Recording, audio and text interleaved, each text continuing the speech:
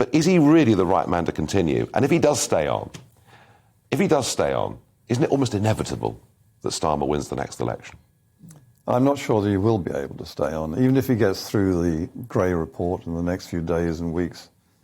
I think that the May elections are going to be the key factor. And I think that's been the case almost ever since North Shropshire, which I think actually is the real point at which things started to go almost unforgivably wrong for the Tory party, within the Tory party. I'm talking about the question of the leadership.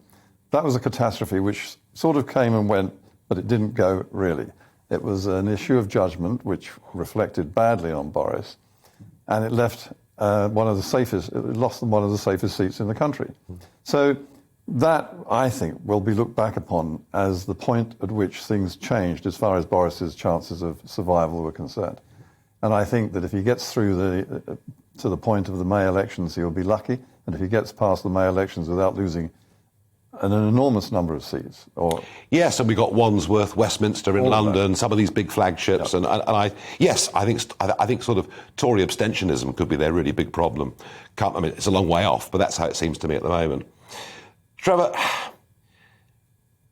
nobody could see Mrs. Thatcher coming in 1975. Nobody could see John Major coming through the middle in 1990. I certainly couldn't see Theresa May coming through in 2016.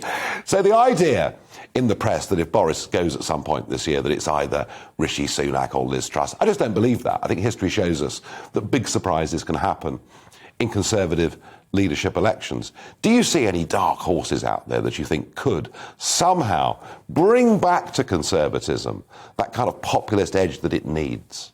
Well, one of the problems with the candidates who will be running is that some of them are Remainers. I don't think that the Conservative Party can afford to have a Remainer as Prime Minister right now, especially when you hear from people like Heseltine and Adonis saying that this is their opportunity to reverse Brexit.